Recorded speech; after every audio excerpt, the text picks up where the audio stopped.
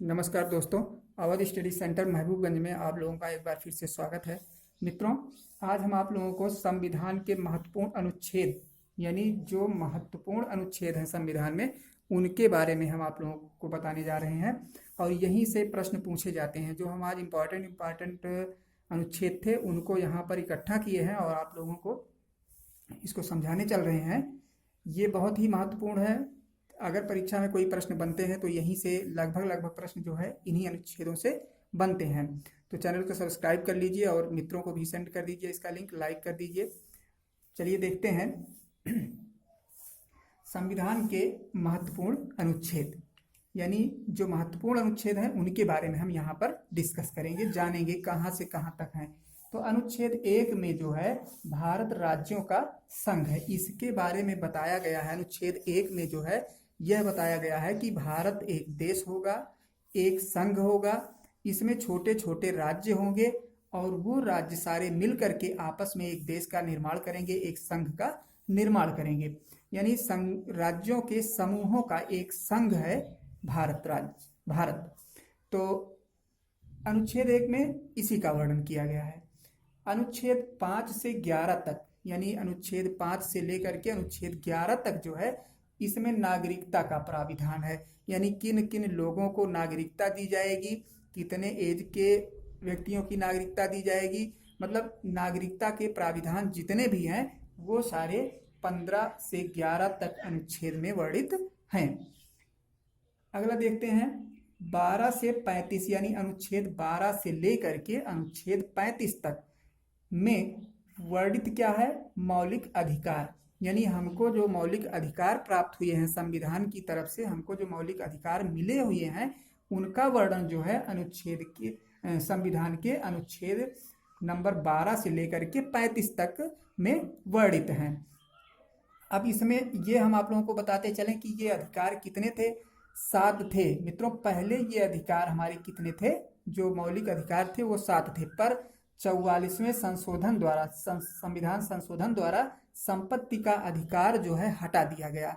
तो जब वो हट गया, अब हमारे पास कितने बचे? यानी जो मौलिक अधिकार, मूल अधिकार हमारे पास बचे हैं, ये कितने हैं? 6 हैं। पहले 7 थे और अब जो है 6 बचे हैं।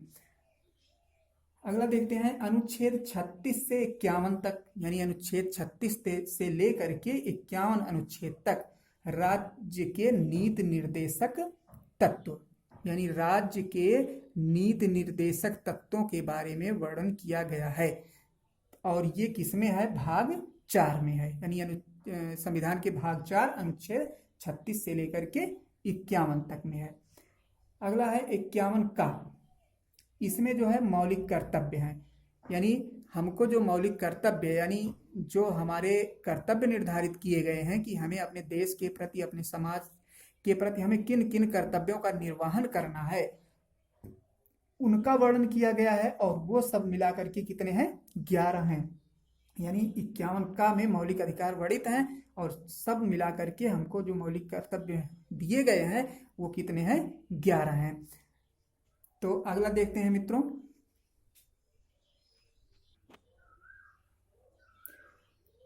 हाँ मित्रों, अनुच्छेद 52 से 74 तक, यानी संविधान के अनुच्छेद 52 से लेकर के और 74 तक भारत के राष्ट्रपति एवं उपराष्ट्रपति, यानी इनके तमाम क्रियाकलापों, इनके गठन, इनकी शक्तियां, इनके जो भी कार्य हैं सबके बारे में, यानी भारत के राष्ट्रपति और उपराष्ट्रपति ये क्या क्या करेंगे, इनका गठन कैसे होगा, इनका वेतन कैसे होगा, मतलब इनसे रिलेटेड, राष्ट्रपति और उपराष्ट्रपति से रिलेटेड जितनी भी प्रक्रियाएं हैं, जो भी है, वो सब आप लोगों को 52 से लेकर के 74 अनुच्छेद तक मिलेंगे, वर्णित हैं संविधान में। अनुच्छेद 79-79 में संसद का गठन, इसमें जो है 79 में आपको मिलेगा संसद का गठन कैसे होता है, संसद का गठन जो है किस टाइप से होता है, कैसे होता है, इसके बारे में बताया गया। अब संसद में जैसे 2 सदन होते हैं, लोकसभा और राज्यसभा, राष्ट्रपति, मतलब ये सब मिला करके इनका गठन कैसे, संसद में जितने लोग आते हैं उनका गठन किस टाइप से करना है, हमको कैसे कैसे करना है, उन सब बातों के बारे में आप लोगों को 79 में वर्णन किया गया है। अनुच्छेद 80 में राज्यसभा का गठन, अब इसमें अलग अलग करके बताया गया है। अनुच्छेद 80 में राज्यसभा, जब जैसा कि आप लोग जानते हैं राज्यसभा भी जो है संसद का एक अंग होता है, तो राज्यसभा का गठन जो है 80 अनुच्छेद में दिया गया है कि किस टाइप से किया जाएगा। अनुच्छेद 81 में लोकसभा का गठन, लोकसभा और राज्यसभा ये जो है दो सदन होते हैं संसद के, इन लोकसभा का गठन 81 में बताया गया है। अनुच्छेद 105, इसमें विशेषाधिकार के बारे में वर्णन किया गया है। विशेषाधिकार ये होते हैं मित्रों, विशेषाधिकार सदन, दोनों सदनों को यानी राज्यसभा और लोकसभा के जो सदस्य होते हैं उनको विशेषाधिकार प्राप्त होता है, उसी के बारे में अनुच्छेद 105 में वर्णन किया गया है संविधान में। अनुच्छेद 123, राष्ट्रपति को अध्यादेश जारी करने का अधिकार, यानी 123 में ये वर्णन है कि राष्ट्रपति अध्यादेश कब जारी कर सकता है और मतलब उसको अधिकार प्राप्त हुए हैं कि वो अध्यादेश कभी भी जारी कर सकता है या किन स्थितियों में किन परिस्थितियों में जारी कर सकता है, इन सब चीज़ों के बारे में इसमें वर्णित है। अनुच्छेद 124, सर्वोच्च न्यायालय की स्थापना, यानी भारत का जो सबसे बड़ा न्यायालय होता है जिसको हम उच्चतम न्यायालय या सर्वोच्च न्यायालय कहते हैं, उसकी स्थापना के बारे में 144 में वर्णित है, अनुच्छेद 144 में वर्णित है। अनुच्छेद 153 से लेकर के 162 तक राज्यपाल की नियुक्ति तथा अधिकार, यानी जिस टाइप से केंद्र में राष्ट्रपति होता है उसी टाइप से राज्यों में राज्यपाल होते हैं, तो उनकी नियुक्ति कैसे की जाएगी और उनको कौन कौन से अधिकार प्राप्त होंगे, ये बातें अनुच्छेद 153 से लेकर के 162 तक उल्लिखित की गई हैं संविधान में। अगला देखते हैं मित्रों,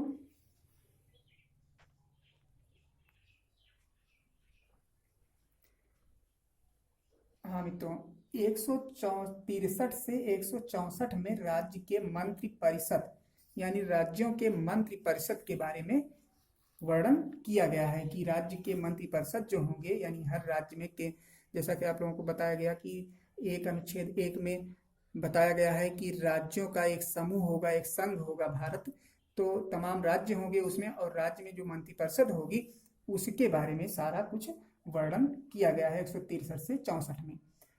अनुच्छेद 168 से 95 तक राज्य विधायिका, राज्य विधायिका का मतलब हो गया राज्य में कानून बनाने वाले लोगों से संबंधित, यानी जो विधायक चुन करके जाते हैं, जो विधायक के रूप में प्रतिनिधि चुन करके जाते हैं विधानमंडल में या अथवा विधान परिषद में, वो जो कानून बनाते हैं, जो विधि का निर्माण करते हैं, उनसे रिलेटेड जो भी बातें हैं वो आप लोगों को 168 से 195 के अंतर्गत मिलेंगे, अनुच्छेद 168 से 195 तक। अगला है 216, अनुच्छेद 216, इसमें उच्च न्यायालय का गठन, यानी जैसे केंद्र में या पूरे भारत में एक सर्वोच्च न्यायालय होता है, उसी तरीके से हर राज्य में अपना अपना उच्च न्यायालय होता है, तो राज्यों का जो उच्च न्यायालय होता है उसके गठन के बारे में अनुच्छेद 216 में वर्णन किया गया है। अगला है अनुच्छेद 243, यानी 243 अनुच्छेद में बताया गया है पंचायती राज्य क्या है एवं नगर पालिका का गठन किस तरीके से होता है, इन सब के बारे में 243 में बताया गया है। बहुत ही इंपॉर्टेंट प्रश्न है मित्रों, ये अक्सर पूछे जाते हैं कि पंचायती राज्य एवं नगर पालिका का गठन किस अनुच्छेद में वर्णित है। इस टाइप से प्रश्न अनेक बार पूछे गए हैं, तो हम इनको चुन चुन करके किताब से निकाल करके आप लोगों के लिए लाए हैं, इनको पढ़ लीजिएगा, 1 से 2 बार कंठस्थ हो जाएंगे आप लोगों को। अनुच्छेद 248, अवशिष्ट विधि संबंधी शक्तियां, यानी इसमें यह बताया गया है कि अवशिष्ट विधि, जो अवशिष्ट विधि का मतलब हो गया कानून, और अवशिष्ट का मतलब होता है, जैसा कि आप लोग जानते हैं, कुछ शक्तियां केंद्र को निर्धारित की गई, कुछ मामलों पर केंद्र बना सकता है कानून और कुछ मामलों में राज्य कानून बना सकता है, लेकिन कुछ ऐसे मामले होते हैं जो अवशिष्ट हैं, उनके बारे में, यानी जिन पर जो है दोनों केंद्र और राज्य दोनों कानून बना सकते हैं, या इस टाइप का जो वर्णन किया गया, यानी अवशिष्ट शक्तियां जो दी गई हैं वो विधि निर्माण की, उनके बारे में बताया गया है कि राज्य बनाएंगे उन पर कानून की केंद्र बनाएगा, अगर बनाएगा तो कितने कितने भाग पर कौन कौन सी बातें, कौन कौन से कानून हैं जिन पर राज्य बनाएगा और जिन पर केंद्र बनाएगा। तो इस टाइप उससे रिलेटेड जो मतलब बातें हैं, वो सारी बातें 248 अनुच्छेद में आप लोगों को वर्णित की गई हैं।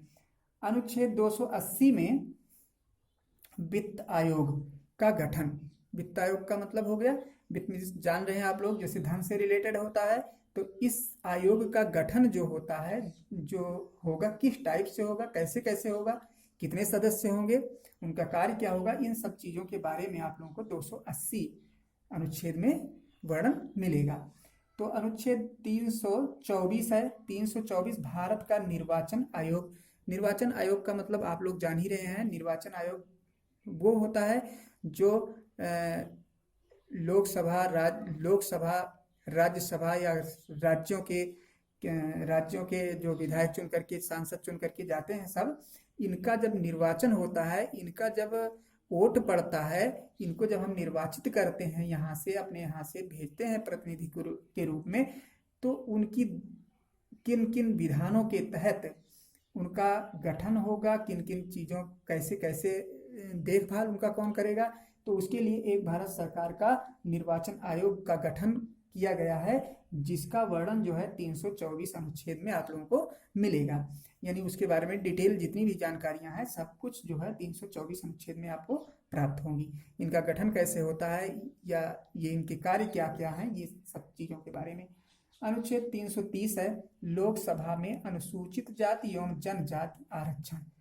यानी 330 में ये बताया गया है अनुच्छेद के, संविधान के अनुच्छेद 330 में, कि लोकसभा में अनुसूचित जातियां जो हैं और जनजातियां जो हैं, इनका आरक्षण कितने कितने % का होगा, यानी कितने कितने लोग जो हैं आरक्षित रहेंगे। ये कंपलसरी रहेगा कि लोकसभा और राज्यसभा में, लोकसभा मतलब राज्यसभा नहीं, लोकसभा में कितने लोग जनजाति अथवा अनुसूचित जाति अथवा अनुसूचित जनजाति के रहेंगे, कितने सदस्य, इस चीज के बारे में 330 में बताया गया है। अगला देखते हैं मित्रों,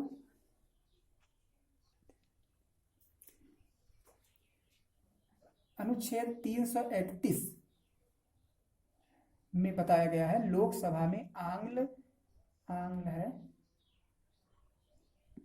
आंग्ल भारतीय समुदाय का प्रतिनिधित्व, यानी आंग्ल भारतीय समुदाय जो है वो लोकसभा में कितने लोग रह सकते हैं। आंग्ल भारतीय समुदाय मित्रों वो लोग होते हैं जिनके पूर्वज, यानी जिनके पिता जो है दूसरे देश में बसे हों, रहते दूसरे देश के रहे हों, और वो प्रेजेंट टाइम में, वर्तमान में भारत में ही रह रहे हों, ऐसे लोगों को ऐसे लोगों का प्रतिनिधित्व, यानी ऐसे लोग भी लोकसभा में जाने चाहिए। तो उन लोगों को भी इसमें सदस्यता प्राप्त होती है लोकसभा में।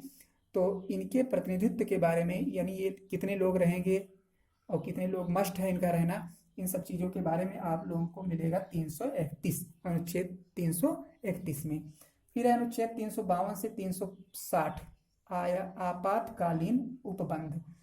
352 से लेकर के 360 तक जो है आपातकालीन उपबंध के बारे में बताया गया है कि किन किन परिस्थितियों में आपातकाल लगाया जा सकता है, कौन लगाएगा आपातकाल, और उस टाइम नागरिकों को कौन कौन सी शक्तियां प्राप्त होंगी, राष्ट्रपति, प्रधानमंत्री अथवा मंत्रिमंडल को कौन कौन सी शक्तियां प्राप्त होंगी।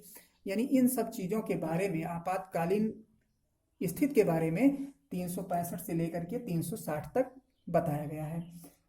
अगला है अनुच्छेद 368 में संविधान संशोधन के बारे में बताया गया है कि किन किन प्रतिबंधों के तहत या किन किन स्थितियों में संविधान संशोधन किया जा सकता है, इसके बारे में 368 में बताया गया है। तो मित्रों ये थे आज आप लोगों के बहुत ही महत्वपूर्ण संविधान के अनुच्छेद, जो आप लोगों की परीक्षा की दृष्टि से बहुत ही महत्वपूर्ण है। इनको आप लोग एक बार दो बार पढ़ लीजिएगा, कंठस्थ हो जाएंगे। आप लोगों की परीक्षा की दृष्टि से जो है ये बेहद ही महत्वपूर्ण है। तो मित्रों हम चाहेंगे कि चैनल को सब्सक्राइब कर लीजिए जो ना किए हों, और बेल आइकन को भी प्रेस कर दीजिएगा, ताकि जितने भी हम वीडियो आप लोगों के लिए डालें आप लोगों को नोटिफिकेशन पहुंचता रहे, तुरंत मित्रों को बता दीजिए, सेंड कर दीजिए। अच्छे अच्छे वीडियो हम आप लोगों के लिए लाते रहेंगे। तो मिलते हैं नेक्स्ट वीडियो में, तब तक के लिए धन्यवाद।